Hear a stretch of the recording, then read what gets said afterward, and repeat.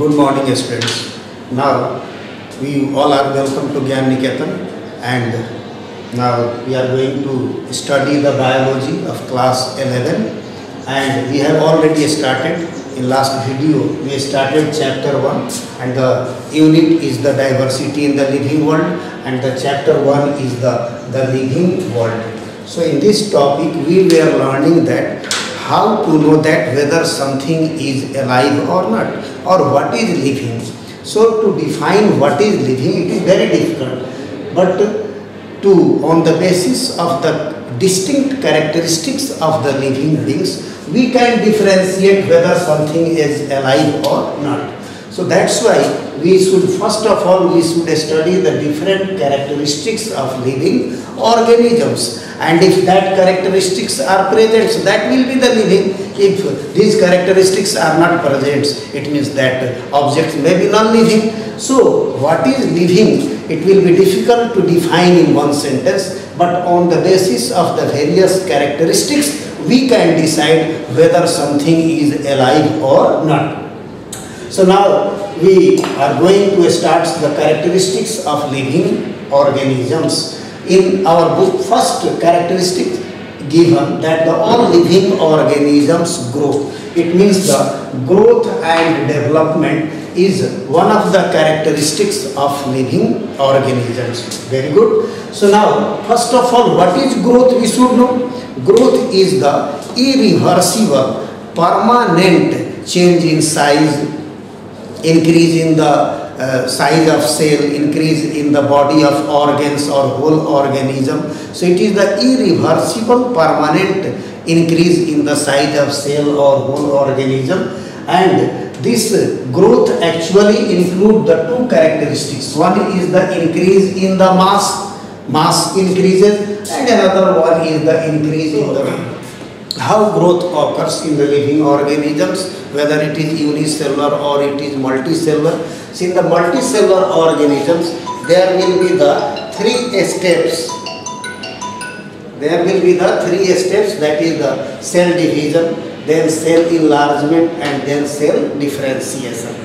In unicellular organisms also the growth occurs by cell division. So these are the first of all, a cell increases in size, and then when a cell reaches to its maximum position, it divides to form the daughter cells, and again the cell enlargement occurs, means the size of the cell increases, and finally is the cell differentiation. So cell differentiation means now the cell changes to forms the different kinds of tissues, then different tissues forms the organs and organ systems.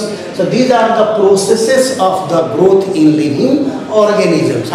No doubt there are, in plants the growth is indefinite, because in the plants the meristematic tissue forms, and the cells of meristematic tissue are always in the state of division. So growth can occur whole life. So in the plants, cell division or the growth occurs continuously throughout their lifespan, but in the animal, the growth is stopped after a certain period, or growth stop after a certain age. However, some cells of the animal body also continue to divide to replace the lost cells due to injury or any problem. So cell division occurs in animal also to replace the lost cell, but the growth is definite, that after a certain period of time or a certain age, the growth in animals is stopped. But in the plants, due to the presence of this meristematic tissue, the cells of meristematic tissue have the capacity to always divide, so growth continue whole life. So we can say that in the plants the growth is indefinite, while in the animals the growth is definite.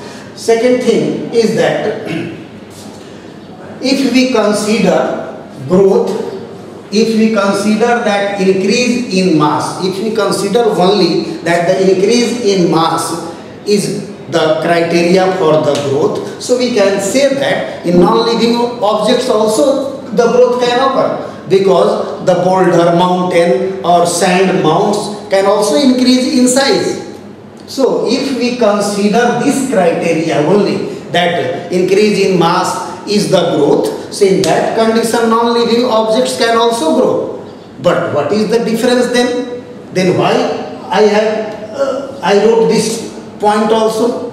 So actually there is the basic difference between this growth of the living and non-living objects, because this type of growth in non-living objects occurs due to the accumulation of materials from outside, while in the living organisms growth occurs from inside. In the living organisms, first nutrition occurs, and when after digestion or after this process that the nutrients reaches to the cells. When the nutrients reaches to the cells, the amount of protoplasm increases. As the amount of protoplasm increases, the size of the cell increases. And when the size of the cell reaches to its maximum size, now it divides. It divides to form the daughter cells. Again that daughter cells enlarge and again it divides, so number of cells gradually increases, and as the number of cells increases, size of the body increases. So there is the basic difference in the growth of these living and non-living objects. So if we consider only mass, in that condition we can say that the non-living objects can also grow, but that kind of growth will be from outside, not from the inside.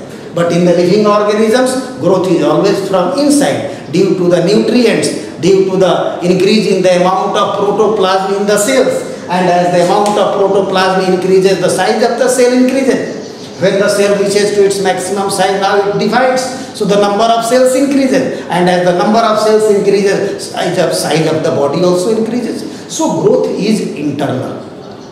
So growth, no doubt, it is the characteristics of living organisms, but only growth cannot be the defining property for the living beings. But while saying about the growth is the characteristics of living organisms, in that condition we should explain also that if we consider only mass, in that condition non-living objects can also show the growth. So while saying this point that growth is the characteristics of living organisms, we must explain this growth, that in which condition it will be applicable for all living organisms. So growth, no doubt, but you can say that there is the living organisms grow, but the dead organisms do not grow. There is no growth. So that's why while taking this point as the characteristics, we must explain that in which condition that this point is applicable for all living organisms. Thank you.